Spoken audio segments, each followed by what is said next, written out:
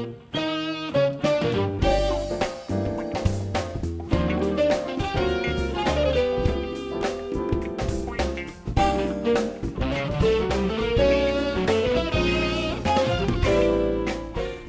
amigos y amigas, muy buenas noches, bienvenidos a esta cita con Irma. Tenemos el inmenso placer de estar con ustedes en un programa en el que vamos a hablar de todo un poco como siempre. Llegamos a ustedes por cortesía de Only for Men, Estética Masculina, Tu Propio Espacio y el Instituto Médico Quirúrgico Dr. Jiménez Rojas, donde tu salud está en buenas manos. Sigan con nosotros que la vamos a pasar muy bien.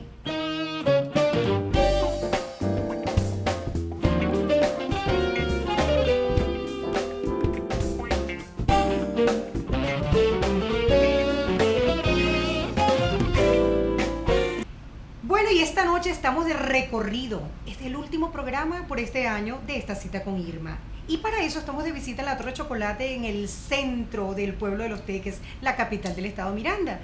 La primera visita que vamos a hacer hoy, la primera cita, la tenemos nada más y nada menos que con un médico en el piso 1 de la Torre Chocolate. Le tenemos que dar la bienvenida al doctor Javier Fernández. Doctor, muy buenas noches. Gracias por estar con nosotros en esta cita con Irma.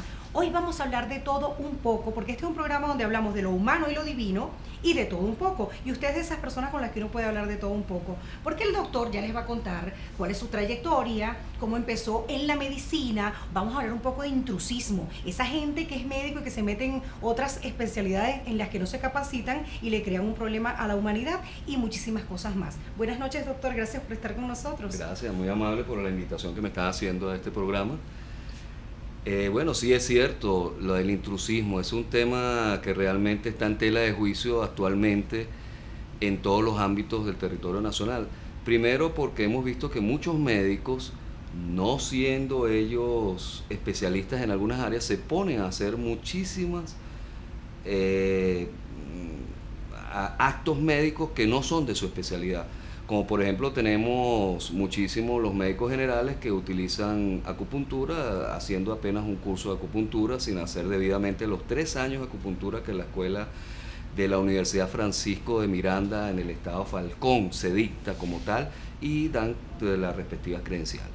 Y por supuesto aquellos que hacen cirugías plásticas sin ser cirujanos plásticos. De hecho, yo en mi programa tuve a César González, que es un cirujano plástico reconstructivo, que es el que va a reparar un entuerto de un cirujano que era médico, pero que no era cirujano plástico. Efectivamente, esa operación la vamos a compartir con los televidentes de nuestro programa. Uy, sí, eso se ve con bastante frecuencia los médicos que inclusive hacen hasta cirugías, sin contar los que no son médicos, porque hay muchísimos que uno ve por ahí, Juan Pérez, y usted ve el letrero Juan Pérez, y Juan Pérez dice nutricionista, o dicen homeópata, o dicen ayurvédico, o dicen medicina natural.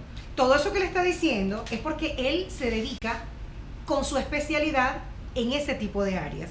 Eso es Hoy correcto. vamos a hablar de todo un poco, no solamente es médico como tal, sino se metió en medicina ayurvédica, tiene que ver con acupuntura, pero todo con especialización, nada que ver con intrusismos. Y lo que es peor, hay gente que ni siquiera es médico, no son ni siquiera enfermeras, entonces colocan implantes en glúteos, colocan implantes faciales y una cantidad de cosas que efectivamente generan un conflicto que puede hasta degenerar en la muerte pues, de una persona por ser aplicado de una manera que no es la adecuada.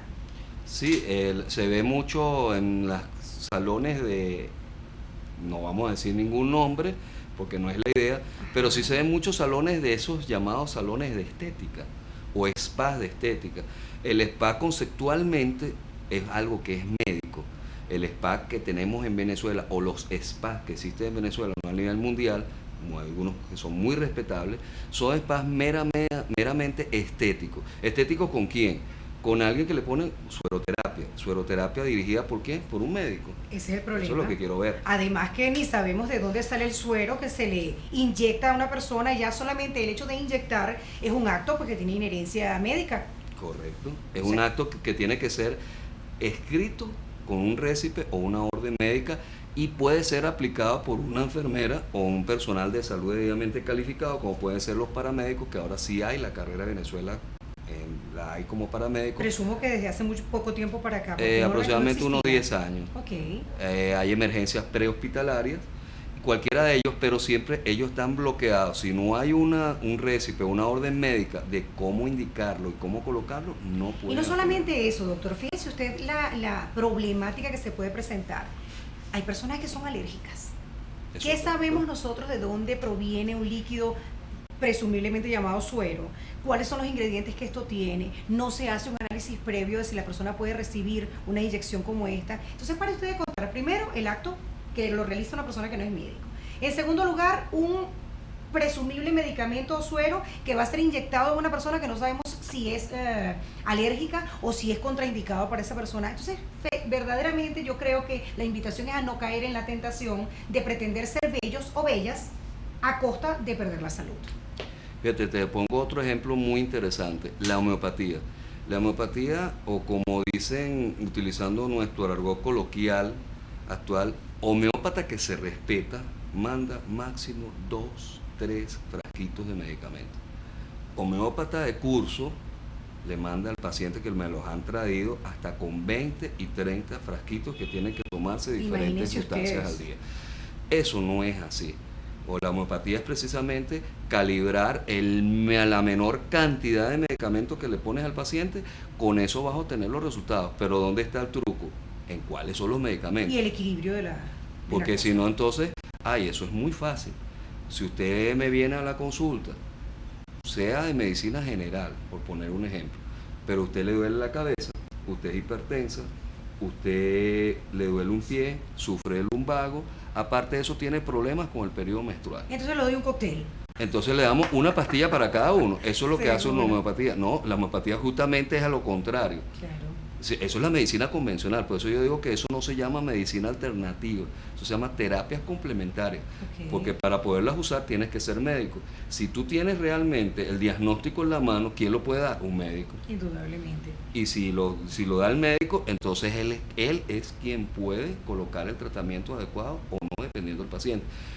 Por eso digo, la medicina alternativa es la medicina convencional. No tengo alternativa, tengo que sacar la vesícula. Sí, ni modo. Y ahí, porque tiene cálculo. Pero ¿por qué no habíamos probado con una medicina de cualquiera de las áreas como complementaria? Para ver si esos calculitos por el tamaño los podíamos disolver, sacarlos sin necesidad de que el paciente Con sea alguna sometido. otra metodología. Yo he oído de todo un poco, de paso. He oído de cola de caballo, de una cantidad de cosas que vienen de la Correcto. naturaleza, porque es que verdaderamente la naturaleza es sabia. Y nosotros no somos extraterrestres, somos seres humanos y formamos parte de la naturaleza. Entonces, el que hace una cosa, pues hace la otra. Si formamos parte de la naturaleza, todos esos productos naturales, evidentemente, en un buen equilibrio y de una manera bien aplicada, de repente pueden restablecer la salud del ser humano. Ahí sale una pregunta, fíjate. Si es así, o sea, de ser así, ¿qué utilizaban nuestros médicos hace 200 años? O hace 300 años, o en la época de mi gran amigo, que no conocí, por supuesto, Hipócrates, hace 5000 años. ¿Qué usaban ellos? Usaban plantas. Y a finales del siglo también, del siglo pasado. Yo me acuerdo que me ponían unas plantillas de café, a mí me preguntan para qué era, pero esa cosa era cuando uno tenía fiebre, le ponían unas plantillas con periódico en los pies, con unas medias, estamos hablando de hace poquito. O sea, Correcto. tengo 50 años, vamos a suponer que hace 45 años ¿De de verdad esto. tiene 50 años? Claro, doctor, lo que pasa es que no se cuida. Claro está. Entonces, ese tipo de apliques de unas cataplasmas en las plantas de los pies, era pienso que un poco a la usanza de todas esas teorías antiguas, ¿no? Es correcto, pero la pregunta es, si eso no fuera cierto, si eso no fuera efectivo, nosotros hoy, ni tú, ni yo, ni nadie, ni los televidentes que nos están viendo, hubieran llegado hasta estar aquí. Porque Sí. nos hubiéramos muerto hace 20 30 Hubiésemos generaciones atrás. exterminado la raza, efectivamente, ¿no? Entonces, de algo servían esos medicamentos, porque hoy en día tenemos control sanitario, pero imagínate tú el grave problema que tuvieron en la Edad Media con las pestes, donde eso fue Tremendas. mortandades tremendas con algo que hoy en día lo tenemos erradicado, como la peste producida por la rata, la peste bubónica. Sin embargo, doctor, con un poco de preocupación he estado leyendo en la prensa y viéndola en la televisión, en los medios de comunicación social, que han regresado algunas enfermedades que presuntamente estaban erradicadas. Eso es cierto también, eso tiene una explicación, hay falta de metodología en la salud pública. La metodología de la salud pública de verdad que es muy complicada hacerla.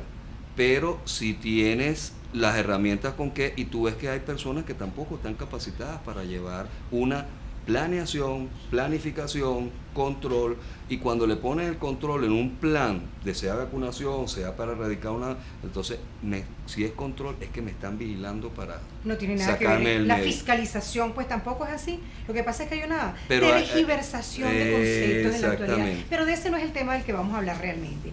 Bueno, vamos a seguir conversando con el doctor Fernández sobre este y muchos temas más, por supuesto salud y otras cosillas que tienen que ver con un término que se llama la cruzada del amor. Sigamos en Cita con Irma.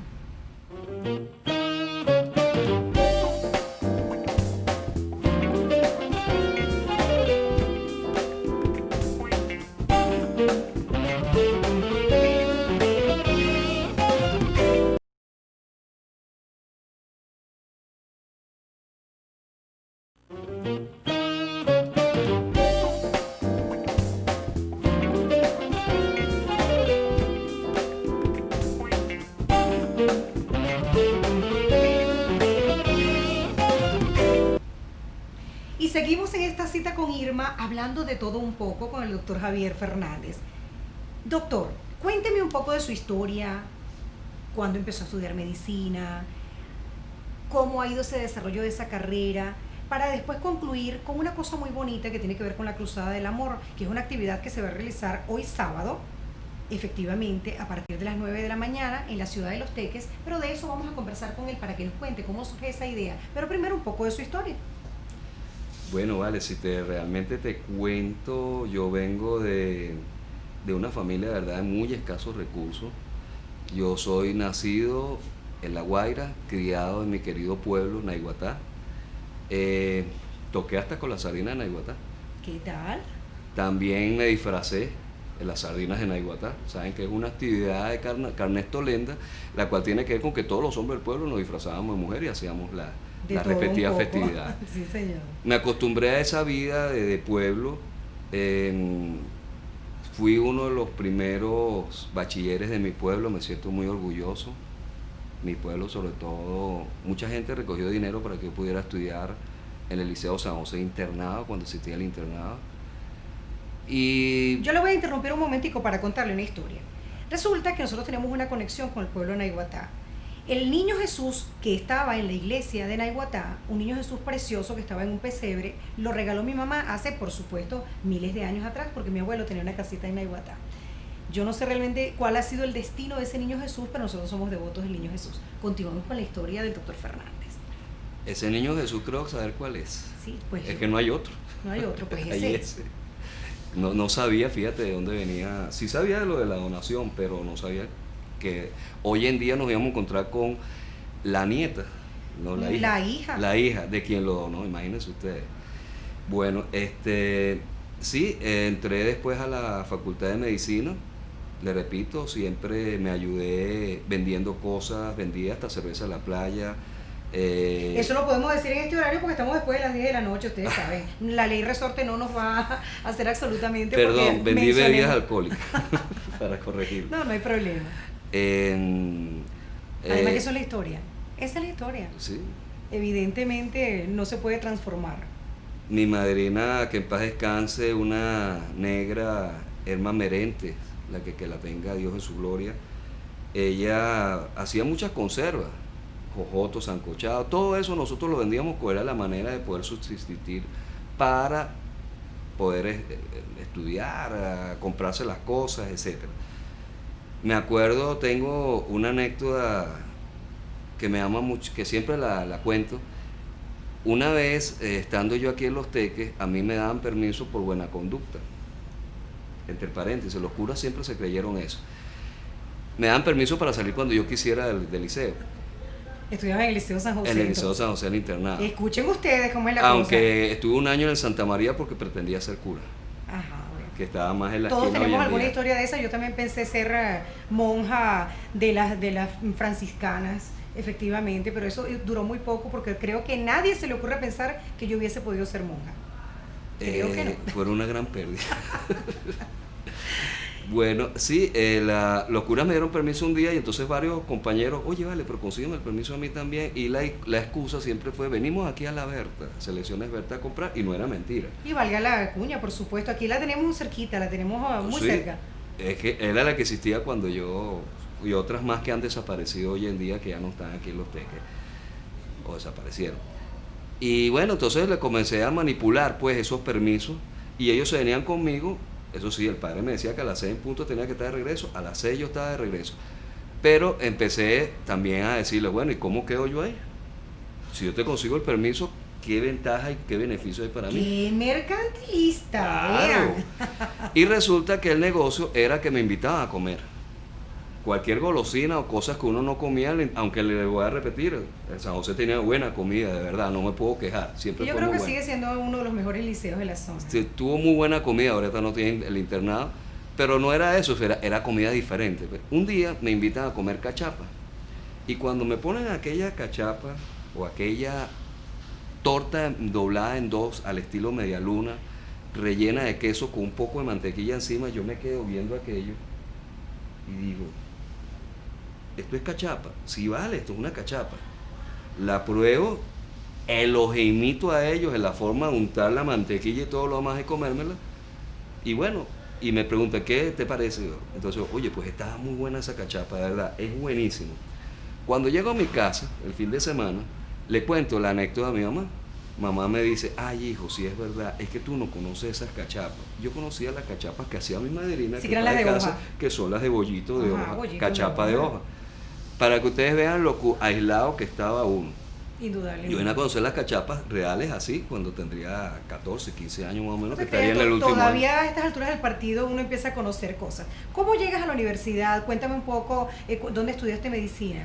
Bueno, a la universidad llegué con un afán, evidentemente, de querer ayudar, y debido a que había descartado ya la parte del sacerdocio, todo eso, había otras, porque hay otras opciones, entre ellas la medicina, de cómo ayudar al prójimo de Ok. alguna forma. Entré a la universidad en el año, bastantes años, 70 y algo. Ya tanto que está borrando la información de su cerebro. ¿Qué tal? 76. Pero entré como a la vieja usanza de aquella época como comité de preinscritos. Lidericé el comité de preinscritos de medicina, fui el último de inscribirme, y mis compañeros lo saben, los que me recuerdan, que fui el último que se inscribió del grupo de preinscritos de medicina, porque hubo una negociación.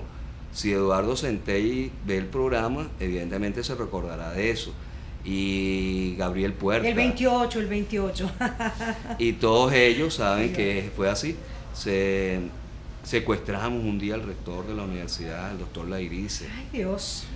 Estuvimos, pero era una pelea bonita porque jamás quemamos un carro, jamás rompimos una propiedad privada, jamás agredimos a alguien. Al contrario, éramos muy bien vistos. Cuando pues, llegó a la época de los 80, en donde ser el estudiante de la Universidad Central, montarse una camioneta y enseñar el carnet para el pasaje estudiantil, daba como miedo y pena, porque cuando le dice, ¿usted es de la UCD? Se le quedan viendo porque uno quedó tildado de tirapiedra, de quemacarro, de agresor. Sí, eso eran los años 70, los años 80. Ahora bien, ¿te gradúas en qué año? Me gradué de médico exactamente en el año 97. No tengo muchos años como médico de graduado. Ok. Lo que pasa es que yo cambié de carrera, me gradué en otra carrera, yo hice licenciatura en administración y de nuevo regresé a la medicina. Cuando ya Un tenía... ser humano con unas particularidades como ustedes pueden, y nosotros estamos haciendo este paseo por toda esta historia del doctor Fernández, porque queremos llegar exactamente a una actividad específica que está realizando en la actualidad. Y es la actividad que me trajo a mí a conversar con el doctor Fernández. Nada más y nada menos que algo que se llama la Cruzada del Amor. Hablemos de la cruzada. Bueno, mira, el antecedente que tiene esta cruzada, aparte de mi personalidad como tal de altruista, porque no lo puedo negar, Todos nos hemos dado cuenta. no puedo ver a nadie escuchándole. realmente que yo no pueda ayudar o que yo deba ayudarlo, y me siento mal, ¿sabes? Si no lo hago. De verdad que me siento mal si no hago algo por alguien. No caer tampoco, porque si no, como nuestro querido Arturo Uslar Pietri dijo, no caemos de pendejos tampoco. Sí, usando esa terminología. Por eso, porque ya es correcto y válido usarlo. Eh, hace 2 años, cuando entra a la gobernación, el gobernador actual, Ok. voy a limitarme, el gobernador actual, el director de salud para ese entonces me nombra coordinador del programa de rehabilitación del Estado. El programa de rehabilitación del Estado consiste, bueno, evidentemente en llegar Estamos hablando del Estado Miranda. del por Estado supuesto. Miranda. Del Estado Miranda. Del Estado Entonces es Miranda. Diosdado Cabello el gobernador, el ingeniero Diosdado Cabello.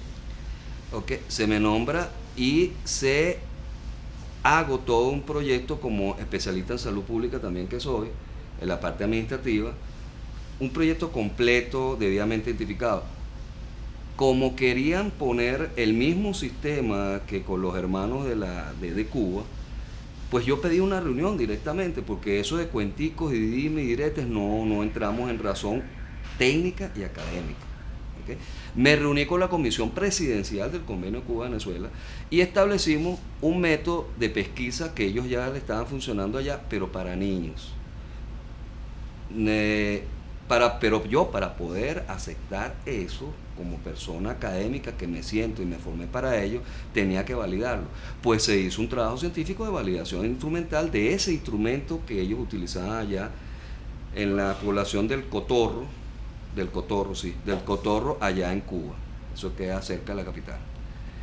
Posteriormente pasamos a que el programa funcionó, pero por alguna forma, cuando ya lo estamos instalando, por alguna forma se cae.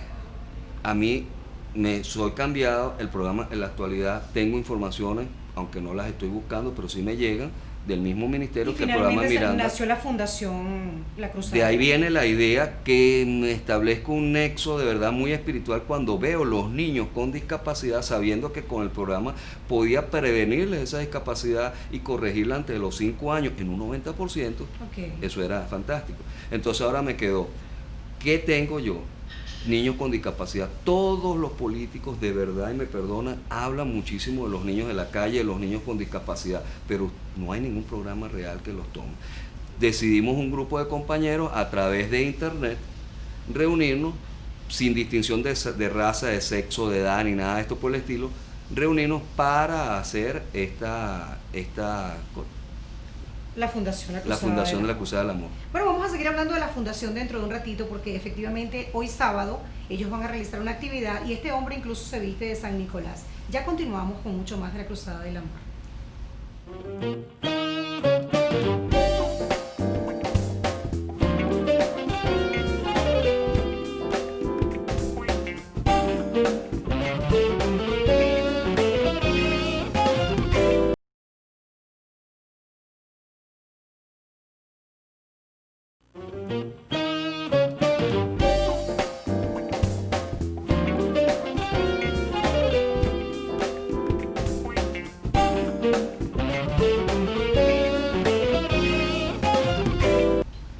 Y seguimos en esta cita con Irma, con todas estas peculiaridades de un ser humano como ustedes y como yo y como cualquier otro, que no solamente es profesional en una materia, en diversas áreas se ha especializado, sino que también es un ser humano pleno, y como ser humano pleno se ha abocado, de acuerdo a todo lo que nos ha contado, pues exclusivamente a la atención del ser humano como tal, en todas sus actividades. Estamos hablando de la Cruzada del Amor. Cuéntame cuándo se fue fundada la Cruzada del Amor, qué grupos son atendidos por la Cruzada, qué se realiza, cómo podemos ayudar a esta fundación, quiénes manejan la fundación, porque acuérdate que cuando uno dice vamos a ayudar a alguien, entonces la gente inmediatamente dinero, ay, ¿qué tal? Bueno, pero vamos a ver cómo hacemos para que la gente sepa qué es lo que tú haces, cómo lo haces, a quiénes atendemos y si de repente tocamos su corazón, como ha tocado el mío, para que podamos apoyar a esta Fundación Cruzada del Amor. ¿Cuándo se crea la fundación? Bueno, la fundación como tal empieza con un antecedente. Primero es un grupo no organizado en internet, en una página determinada, en el cual empecé yo a proponerle a toda la cantidad de usuarios que estaban. No tenemos ninguna novedad de decir que se llama Amigos en Internet.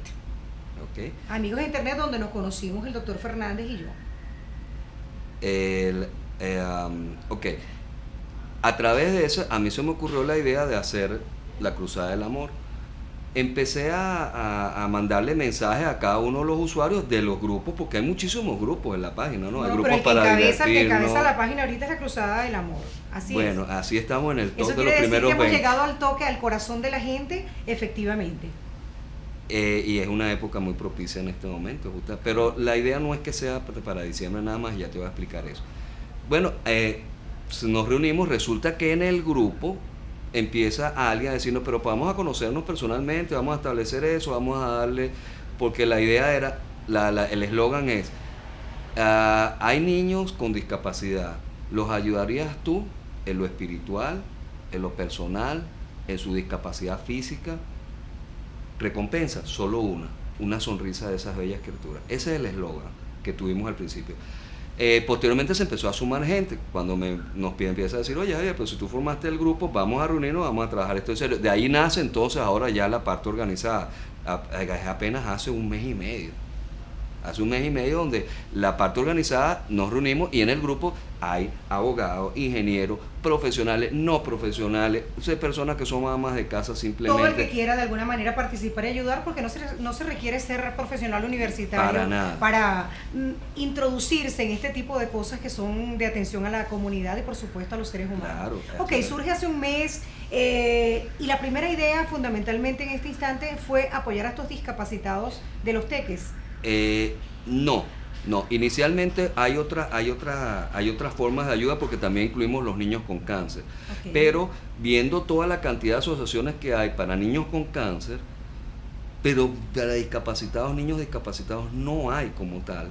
Entonces decidimos irnos más. Eso no quiere decir que algún niño que tenga cáncer, Dios no lo quiera, la fundación está en la completa disposición de conseguir el medicamento o el recurso que sea necesario para su debido tratamiento. Vamos entonces a puntualizar. ¿Cuál es el objeto de la fundación como tal? Aparte de ser altruista y apoyar a los niños discapacitados, ¿en qué consiste ese apoyo al discapacitado?